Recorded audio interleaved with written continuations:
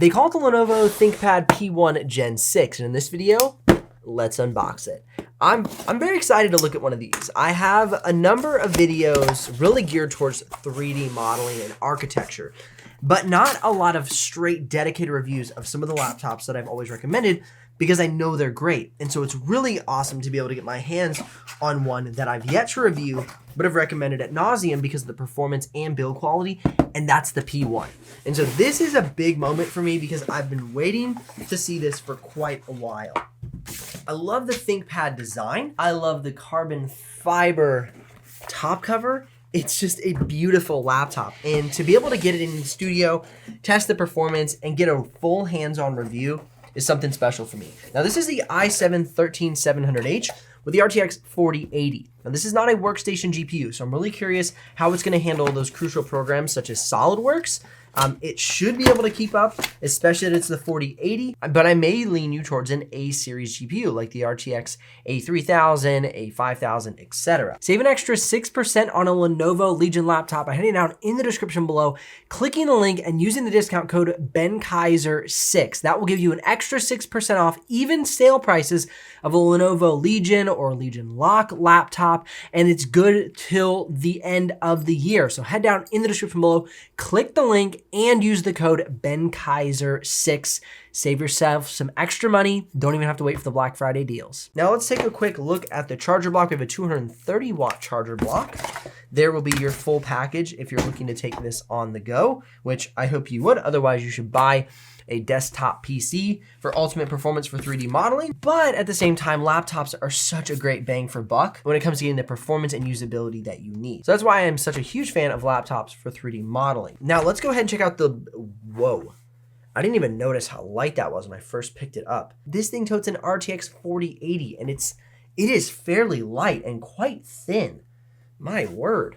All right, let's check out this left side panel here. We have our power adapter, 2 USB Type-Cs, HDMI, and a headphone jack.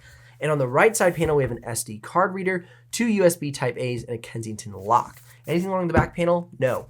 I cannot get over how light that is. That's ridiculous. Weight and thickness, of course, will be up on the screen for you to see. This is insane. All right, as you can see, the bottom cover fits into the side panels very nicely. These materials are nice and soft touch. Carbon fiber plus magnesium. Oh my word. And you can see, of course, vent, and then the heat pipes come through here. The two openings on these actual vents are here, here, and here. This is closed off right here to just keep that in mind. And of course, you have a vent along the back side. I am quite fanboying over this thing right now. Okay, let's go ahead and pull open the lid with one hand.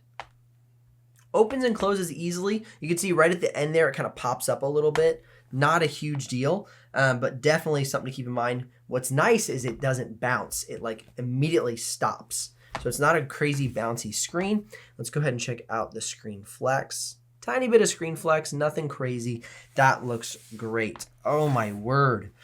Opens up to 180 degrees, so you have no stopping point. So no matter where you are, if you're at a coffee shop and you want to get like a nice view of it because you got like a small table or you want it a little bit closer, there's a lot of flexibility. So the top cover and bottom cover are carbon fiber.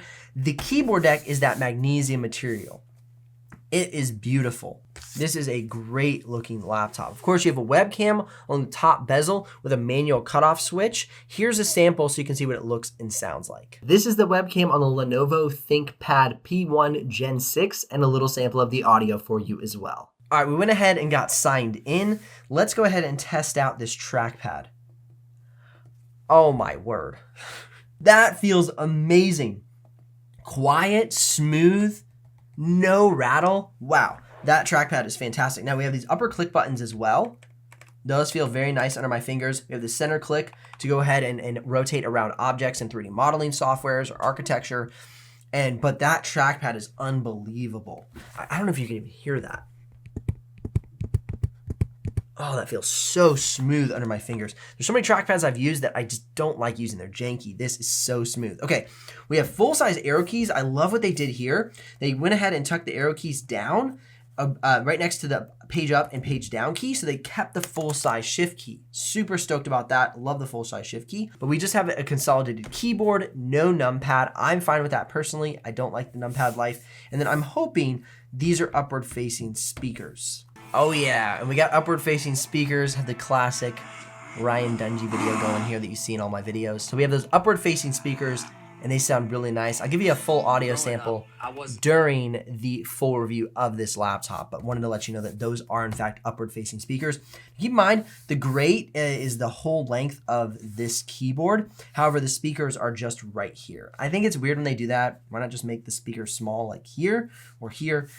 It's a style thing, you know, it looks nice and even from a symmetry standpoint, from the design standpoint, but they're really just right here. All right, without further ado, let's go ahead and flip the laptop over and check out the upgrade path to see if my excitement will continue or be squashed by a lack of upgrade path. As we pull the bottom cover off, we reveal the 90 watt-hour battery, a unoccupied RAM slot and an occupied RAM slot. So that means we have an opportunity for 2 RAM sticks in this system. However, it comes with just 116 gig. Now I'm probably gonna upgrade that to 32 gigs for my test. Just keep that in mind because I'll be benchmarking this against the HP ZBook Fury with 32 gigs of RAM. So keep that in mind, that's gonna be upgraded.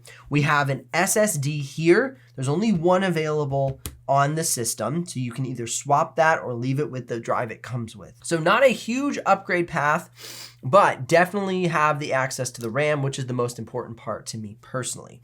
Don't forget, links in the description if you're ready to make a purchase or want to check out the live pricing, or click or tap the screen here for more videos to help you with your purchasing decision. I'll see you here in the next one.